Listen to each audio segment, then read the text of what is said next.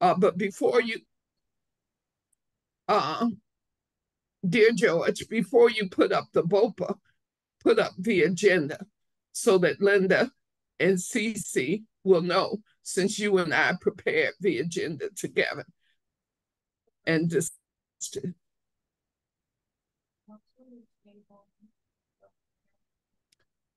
So we are lifted up. We are going to do a quick check-in. And George, you shouldn't assume by putting times on stuff, but we'll just let it stand. The BLC 5-year strategic plan discussion for 10 minutes. We do want to have a hard stop at 6, 1 hour meeting. George and I are kind of known for the 1 hour meeting. So that's the agenda. So George, if you could take it down. Great, Cece, I see you. So we'll talk about what happened at the board meeting yesterday, Cece, with you being MIA. But the BOPA, please, George.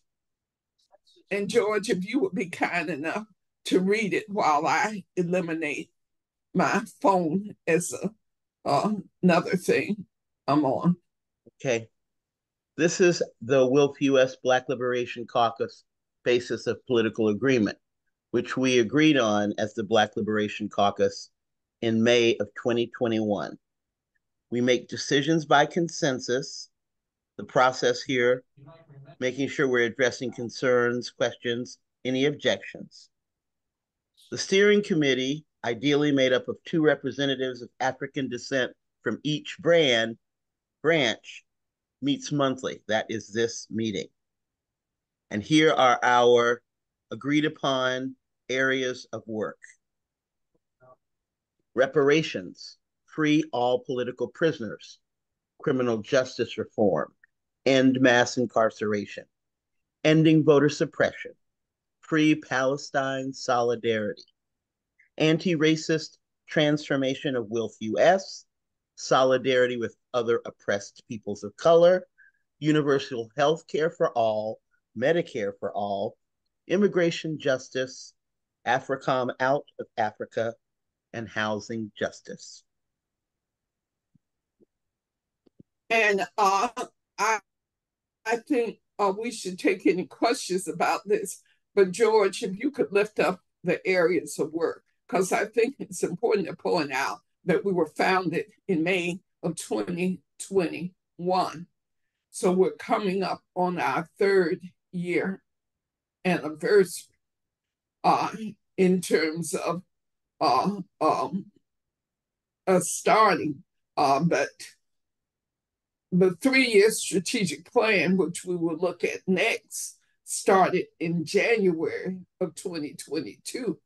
The anti-racist transformation of Wilf US was actually proposed by Philip Cole, who is now on the national board, and he is really expressed all kinds of bad words about the BLC. So for him to register today, I'm sure he's reacting to me identifying him as part of the San Francisco faction.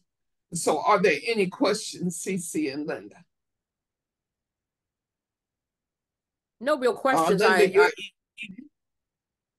can you hear me? Yeah, I just noticed, I think you're eating. No. Are you eating or just chewing? Chewing. Oh. Something my mother used to hate, right? No real questions. Just how would you say your progress has been since you established this BOPA, since 21? Since we established the BLC, we were attacked some months later as illegitimate by the president. But in January of 2022, we began the 3-year strategic plan, and it had a 2-pronged purpose. You can see it there. We were supposed to do the anti-racism transformation, and in the 27 months of the plan, George, who was in charge of that, didn't do the work. But on the issue of recruitment, basically 100 members a year, we would establish a recruitment ethos, Dr. Linda. And we established the DMV branch, which has probably over 25 members. We established the Metro Atlanta branch, which definitely has over 25 members.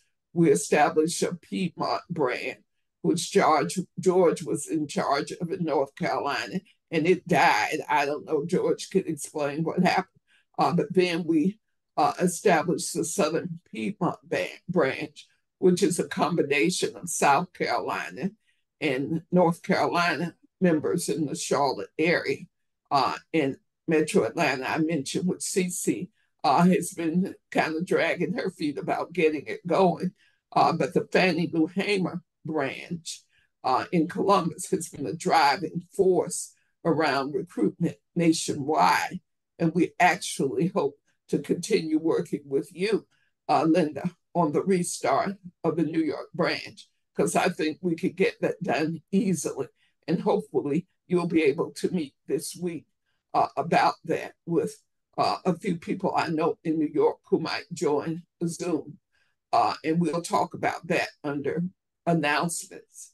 But this is the 3-year strategic plan. And George, these goals and objectives, which we've gone over, but we do want to focus in later in the meeting on the work. So George, could you take down the 3-year strategic plan? Because everybody has a copy. And if you could put back up the agenda for a moment.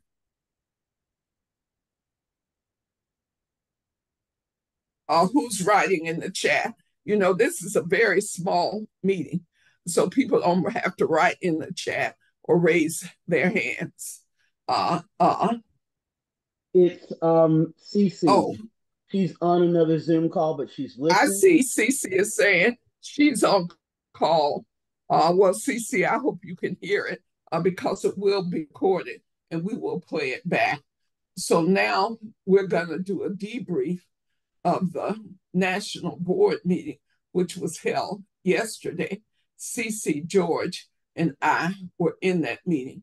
I don't believe you were in the meeting, Dr. Linda. No, but this I saw your was email follow-up, though. I was not there, but I saw your email. Oh, okay. Well, I did kind of do a little sum up of it. So we will start with the actual board members on a debrief of the meeting. That means UCC. Sorry. No, I'm trying to get Cece. She's saying she's on call. But Cece, you were absent, though you were present at the board meeting. So I really need you to be present at this meeting to say why you, as a board member, did not vote on anything, even though if you were having problems with your audio, you could have put your vote in the chat. So I'll give you 60 seconds to say if you're going to be in this meeting or not. And since I know you can write in the chat, will you please write in the chat what your situation is? And then we'll go to George.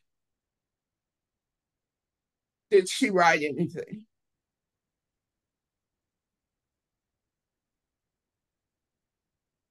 Still waiting on you, Cece. Perhaps she stepped away. She said she was on call. Well, George, call. you go ahead. George, please go ahead with what you thought happened at the meeting. And please start from the beginning. Okay. And you have the agenda. So my expectation is that you would have the agenda out in front of you and you would go item by item about what happened.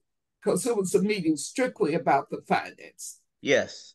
Most of the meeting was focused on the budget cuts, and to some degree process. One of the things that happened was before the meeting, Darian had sent out a couple of emails addressing what the finance committee had done with the budget. One of the things the finance committee had sent was a document with only cuts from the budget. And one of the things in that document was a cut of $8,000 from communications. Communications includes websites, social media. And there was also a different line item for a new website that's being developed. There was deep discussion about what we owe the current communications consultant. There really isn't staff, or hasn't been for some time with WILF, but there are at least a half dozen consultants who are paid by contract. One of those is the person who's been doing communication work, according to Darian yesterday, for close to or at least 8 years. And he was and is owed money on his current contract, even though the line item for communication was taken out completely. About 45 minutes or an hour or so into the discussions, with back and forth between Darian and Barbara Nielsen, who is the current treasurer, about spending, not so much about the budget itself, but how the process of the budget is implemented in terms of what's paid and how. There was no doubt, and Barbara made it clear that any outstanding financial obligations would be paid, even though the communication budget line item is zero for the current 2024 budget. The intention is what's been allocated before will be addressed and paid, but in 2024, no additional dollars for communication. And there were a couple of other line items that were discussed to some degree like that, but most of the cuts were accepted. Some of the cuts I didn't agree with, and knowing that the budget that we were looking at was not in a position where it could be revised or amended at that point, when it came time to vote on the budget, I stood aside or abstained from voting. George, Yes. George, Yes. let Yes. Yes. me report, and you can hold on because what you're saying is not accurate. Hmm. Go There ahead. was a number of cuts, but don't be saying, go ahead, don't you hear me talk? Mm-hmm. I was saying what Cece wrote, which is totally unacceptable. When you're on the national board, your participation is required. And you don't send in comments like you're some pundit. You have to vote. That's the accountability that we need, Cece. So we will save the chat so we could discuss your opinion about not voting as a board member. Unacceptable. But what really happened, is that Darian, the president, made a maneuver that, for me, who's been in a lot of political organizations, it was the political move that was quite risky. She proposed 3 amendments to the budget to put back the money. And George, that was the key thing about the budget. You stood aside on one of the amendments, which I did not understand, because I supported what Darian was doing 100%. she said, we are not cutting out the Peace and Freedom magazine second issue. All of the cuts, Dr. Linda, were aimed at membership services. I wrote in the chat during the meeting that I understood that, and it was totally wrong. And I wrote it, vote no. When I wrote vote no, then Darian stepped up with the amendments, and the vote was tight. But Barbara Nielsen and Philip Cole, who I described as the San Francisco faction, they voted against all of Darian's amendments. But pretty much everybody else on the board who had a vote voted yes. Tina Shelton, Mary Beth Gardner, and Martha Collins, who share a vote. George voted yes on two of them. Cece did not vote at all. Philip Cole and Barbara Nielsen, as I mentioned, voted no all the way down. But somehow Darian eked out 4 votes to the consistent 2 noes. So all of the amendments passed. So with those amendments in the budget, when it came time to vote on the whole budget, Barbara and Philip didn't have a choice. They voted on the whole budget. So we do have a budget. But the most interesting things that came out was about the rights of members. On the question of the membership meeting, which will be at the Triangle, which I'm not sure what day that is, but between May 29th and June 2nd, there will be a membership meeting. And there was some discussion. And George, I really need you to watch the time, because we have 15 minutes for this item. How much have we used so far? About 8 minutes. Great. Well, make sure you let us know on the 2-minute warning. Okay. So we can wrap up this discussion. But I really want Dr. Linda to understand the dynamics, because I know at the university level, when people are fighting on the budget so that they get enough for their departments, et cetera, this is not an unfamiliar dynamic to Dr. Linda. Am I right? I'm right. And I was wondering, it sounds like there was a meeting before the meeting. Which is why Cece was saying she sent in her comments already. Because what Darian does and what they all do is they work the board before you get to the meeting. So they're so busy working each other that the agenda didn't come out until a few minutes before the board meeting. Exactly. So the secretary doing the roll call and everything, she is the new secretary, and she's not quite ready. She's not trained. She's quite elderly. And Darian had to take over her task of basically doing the roll call and identifying who was on the call. She comes out of the Boston branch, which is one of the historic branches.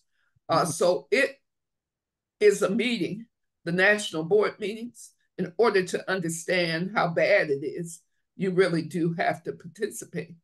And the final thing I was saying,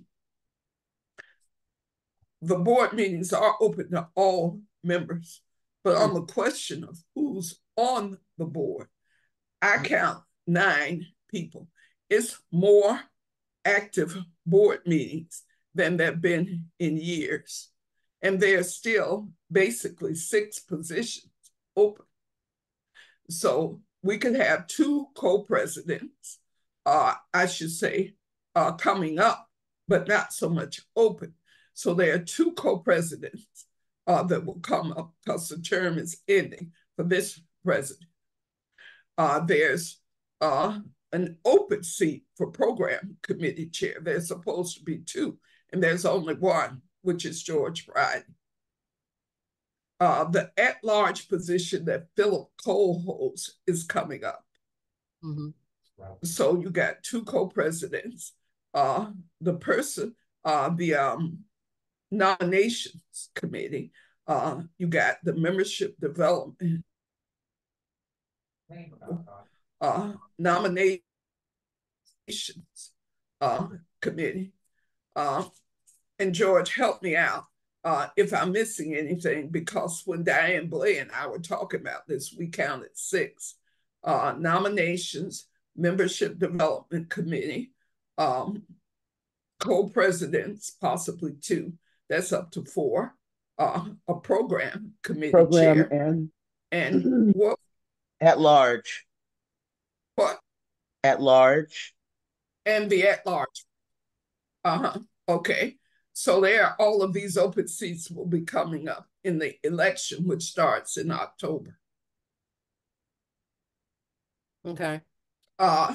CC, you need to stop writing in the chat, CC, and talk if you can, because you don't talk about the deck being stacked.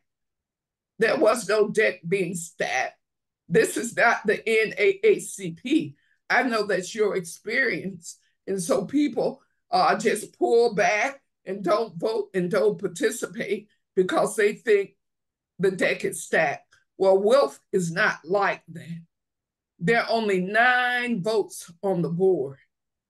So it's important that you exercise your vote as a member. Otherwise, you need to just quit and step down, because the personnel committee chair, they are running circles around you because they see you're absent. So they set up the separate hiring committee for executive director, a separate hiring committee for the field organizer. They got search committees and everything else. All of this falls under personnel committee matters. And George, don't ever say that Wilf does not have staff.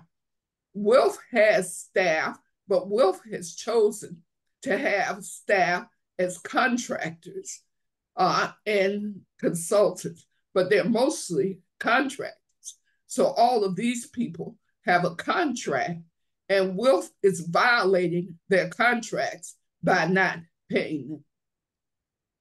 So we have 2 minutes left. So I just want Dr. Linda, because you're the only person really present in this meeting other than me and George. And CC, I worked very hard to get you elected. You won by 6 votes, because I turned out the DC branch. I turned out all of the people in all of the branches who were calling me saying, who should we vote for? And I said, CC Anderson. Don't make me regret it. And that's all I have to say. So for the last minute or two, Dr. Linda or CC, do you have anything to say? No, I don't have anything to say. I'm sorry I missed the board meeting. Although having witnessed 2 yesterday's meeting doesn't surprise me in terms of the dynamics. I just registered today for the triennial, so I look forward to learning more. Good, because I will pay my dues on Tuesday. See, my anniversary date is April. So I will pay my dues on the 30th of April. And then I will register for the triennial and pay the $55.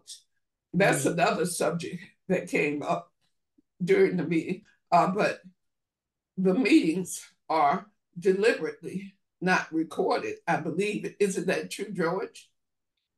They are recorded. The recordings are only for the use of the secretary for making notes.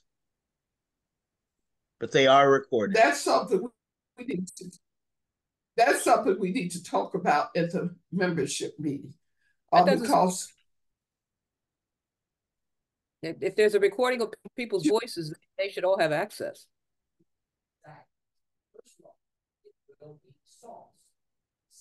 At least the board members. Yeah. But this is how they keep people in the dark. So George, help me out. What's the next item on the agenda?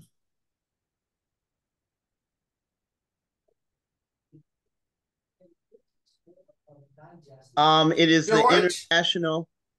international intervention. Let me make sure I'm saying the right thing that's on the agenda. Wills Oh, George, International I got it. Secretariat. George, I got it. It's my agenda, George. So I just needed you to prompt. Thank Mm-hmm. you. There's 15 minutes devoted to it, but we Well, only have about 24 minutes left for the whole meeting.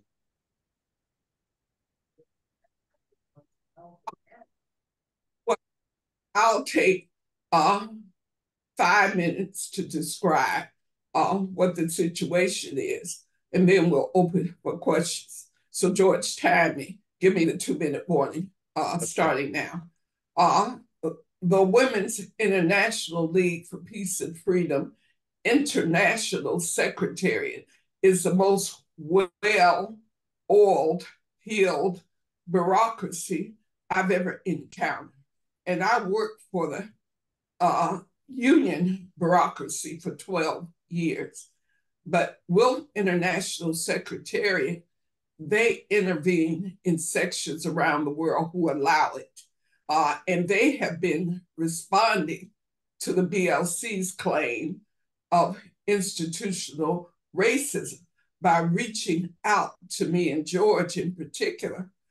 So, as you saw from my email, we are making headway because they have hired a special consultant named Shilpa Jain, who is based in the California area, who is doing interviews with all of us. And my interview with her is tomorrow at 4 p.m. So they are picking and choosing who they want to interview. So, George, I'll stop there because I have no idea what they intend to do because we have this thing under control. And I had told them, as you saw in the email, they should butt out. They got no business being involved in the U.S. section politics. So, George, could you please describe what happened in detail in your interview with Shilpa Jain? Yes. I feel like she had a set of questions that she wanted to ask everyone. The same set of questions. It had to do with George, controversy. Yes. I'm just saying, you don't have to say what you think she did. Just say the question she asked. Let's try to be objective and not subjective. Say the question she asked and what your answers were. That's all. She asked about any um,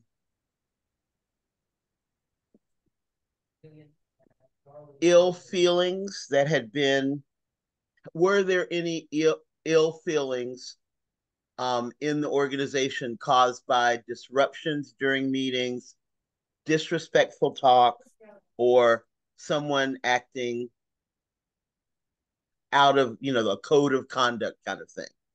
She asked that question. I told her the code of conduct concept was off track because of cultural differences. She asked about the BLC. She didn't use that language specifically, but she said she referred to grievances. She used the word grievance raised to the secretariat, which reminded me of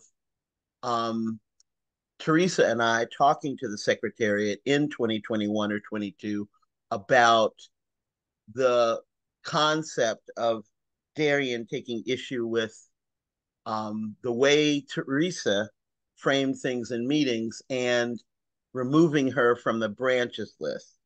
So I talked to Shilpa some about being, trying to get the right word, censored by not being able to participate on the branches list. And then she talked about, she used the word, communication, mediation, and that kind of thing. I let her know that we're in the process of things changing. Mediation isn't necessary. Darian will not be the president as of January of next year. So any issues we have, and in combination with her not being president, the board will be majority BIPOC. So any issues that we have are in the process of being resolved. That's pretty much all we said. We talked for less than half an hour. That's all.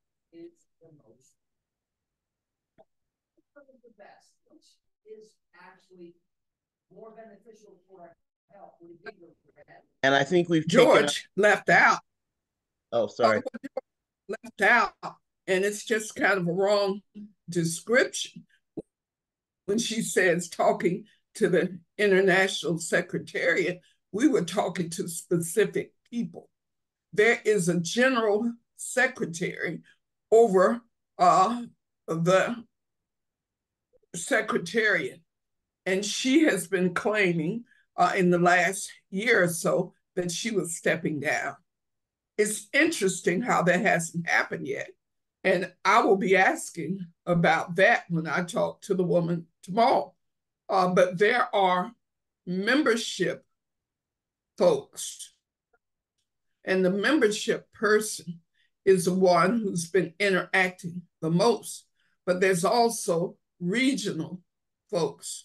So in the Americas region, we have one representative and one alternate. And on the email I sent out, both of them were blind copied.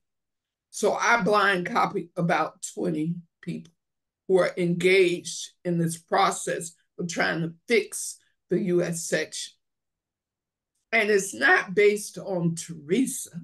It's based on the fact that we organized a Black Liberation Caucus. And Darian said that the caucus was illegitimate. It wasn't really a part, and that we weren't really members. And I said, are you crazy? All of us are paid up in our dues. Go ahead, Linda. Well, I just, as an observer, as an outside observer, given George's presentation of Shilpa's questions, it certainly has a nefarious structure to it, this fact-finding that Shilpa is doing. And to cut to the chase, because this is not the first time I've heard this dialogue,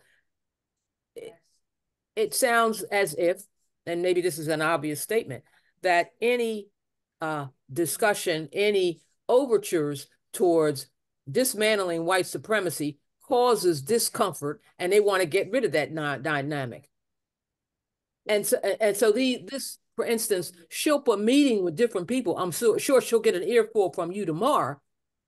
Mm-hmm. But Shilpa meeting with different people is all symbolic activity. You want to know what symbolic behavior looks like, and what change will come from it. And in fact, is it genuine or is it disingenuous? And so that's just an observation. What you eat? I was so hungry. I stopped by Wendy's. It looks good. Yeah, I love it. It's the 4 for $4, the $4 thing. So you get some 4 nuggets, some fries, and a cheeseburger, and your drink of choice. So I got a bottle of water. But let me say this, sisters. I am so amazed at your expertise, Dr. Linden, because you really summed it up.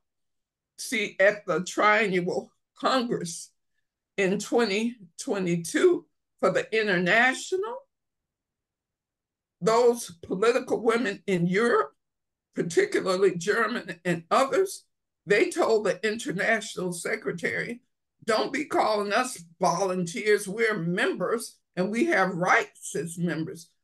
That is what the bureaucracy is trying to take away from us. And so then the General Secretary had the nerve to announce, we're going to do an investigation of all these ill feelings. It sounded like your classic witch hunt. And boy, I came out in the open, even though Madeline Reese was considered an ally until that moment. She has never contacted me again. and never spoken to me again. I said, wait a minute, investigation? And that went on for like a year, but it was internal inside of the board because the Black woman who was Nigerian, who was president, them white women from Europe and everywhere were attacking her. But part of it was her own fault because she was doing the usual kind of African thing of I'm in charge and you do what I say kind of thing. And then when we go, yeah, it don't work like that. We got democratic rights. So that was the dynamic. And so Madeline treated it like your consummate white liberal by siding solely with Joy. But Joy did one term and she stepped down. So the international secretary maneuvered. So the person who replaced Joy, also an African woman from Cameroon, who is not so much forceful as Joy from Nigeria, who was actually Dr. Joy, blah, blah, blah. So she wasn't taking any crap from them people. And when she stepped away,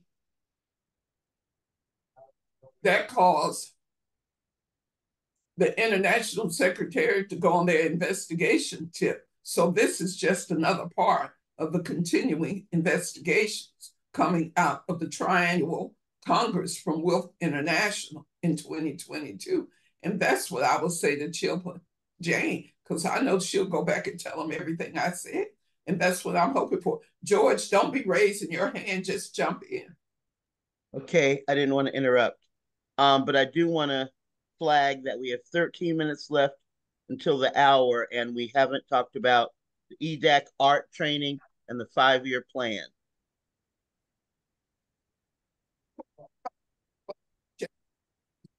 So the EDAC art training is your agenda item. So where do you see it going from here?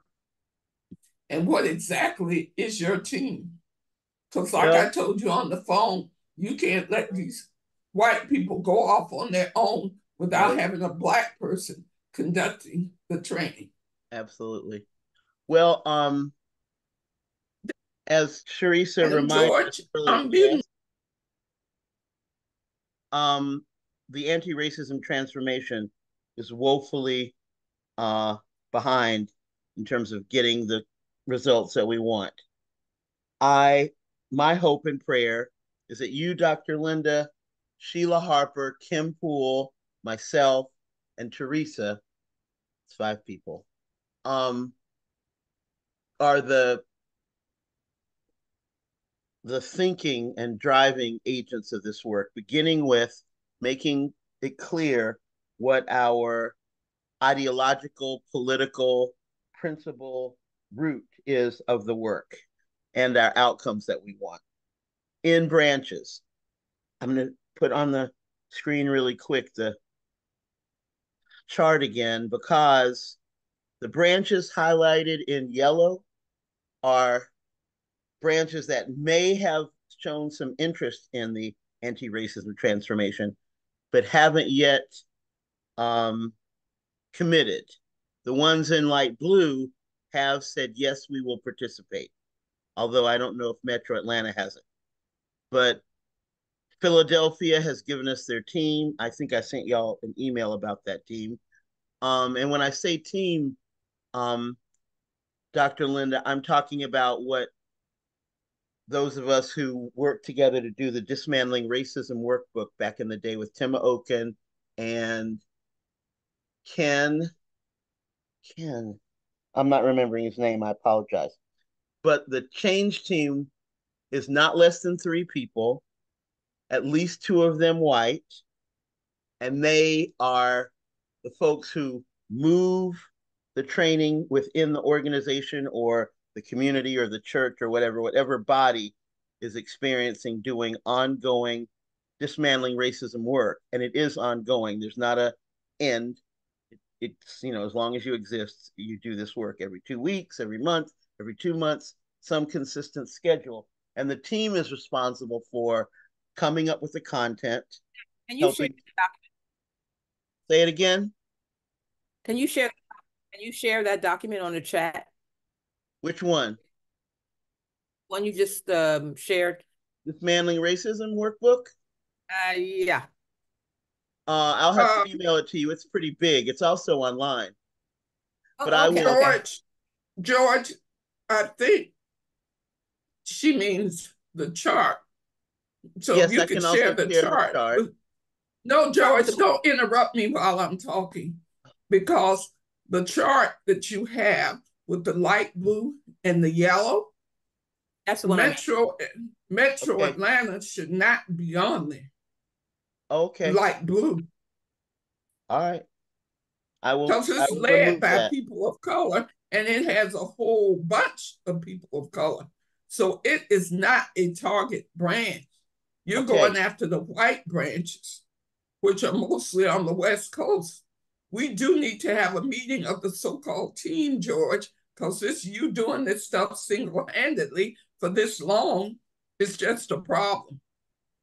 Well, my hope Now, is Dr. that, Linda, what document were you asking for? The one that had the blue and yellow on it. yes, I can send you that. Okay. Okay. I don't quite know how to put documents in the chat, but I can email it easily. And I can make the change on Metro Atlanta.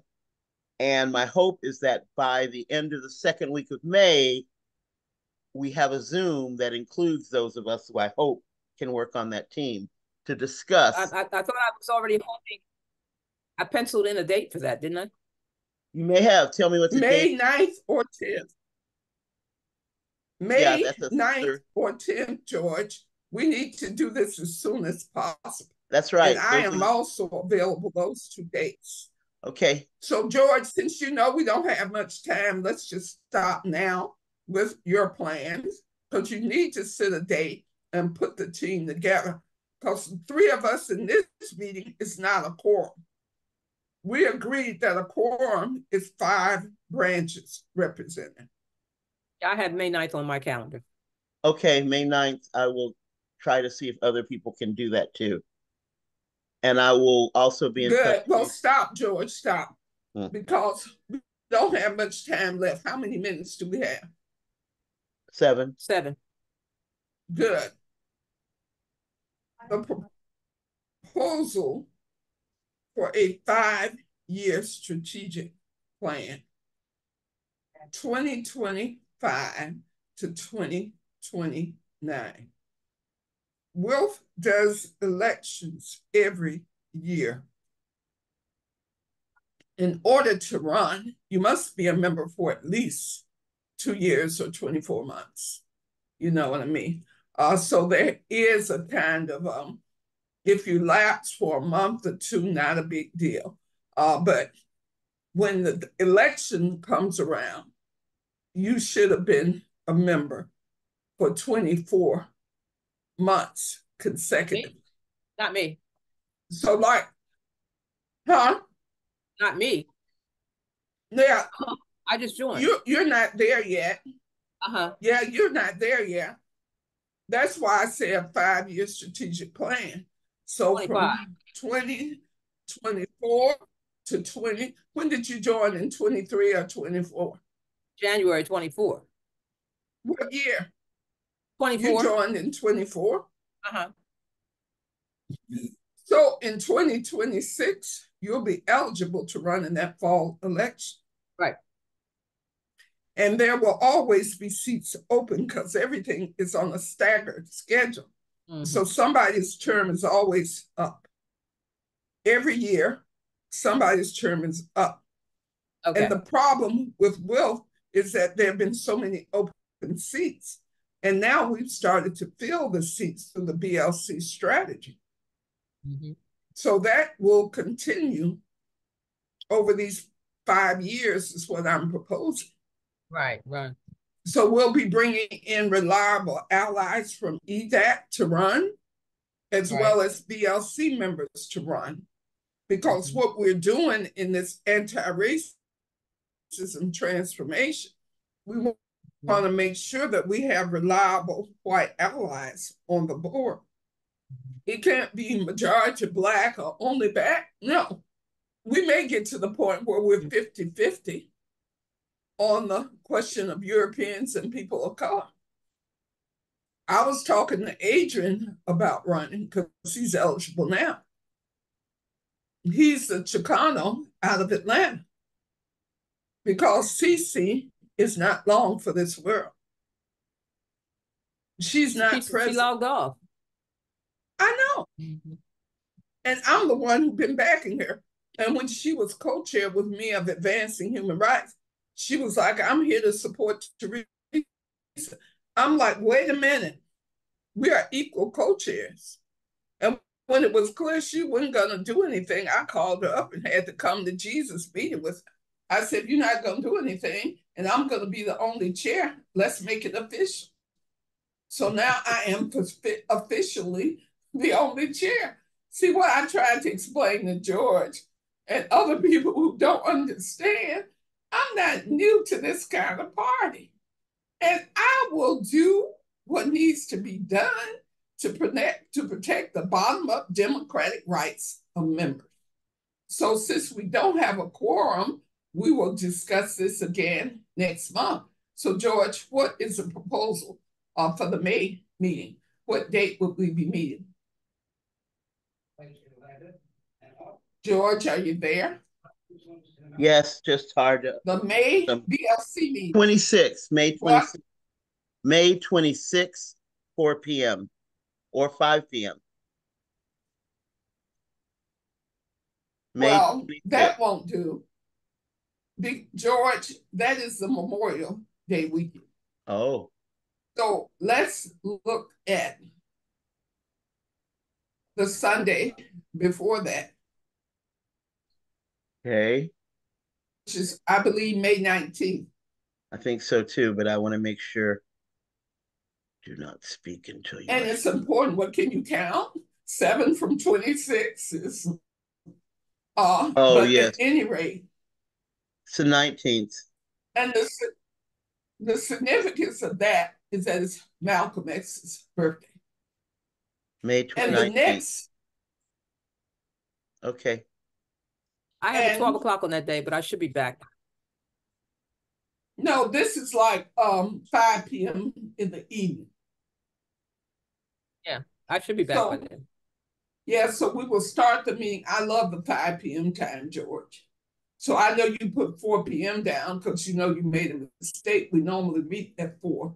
But I would say stick with the 5 p.m. time. Cool. Everybody's back from church and all of that. Sheila actually sent me a message saying, wow, you have a way with words. She was really talking about the email that I sent. So I know she's on board, but she's just swamped with her fundraising, which she has to do with all these grants to get them done. And she already told us that she could participate. What's going on with Kim Poole? I don't know. Since George was saying that she contacted her to somehow speak at this meeting. Have you talked with her since you asked her to speak? Is she back from Geneva? What? Is she back no, from I have not talked to her. Sorry, Linda, I could tell that you were talking. I'm sorry. I just said, is Kim Poole back from Geneva?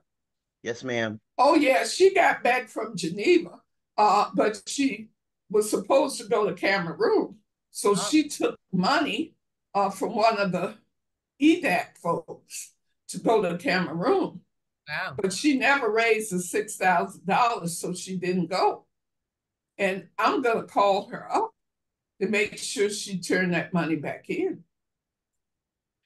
Because they'll be talking about her.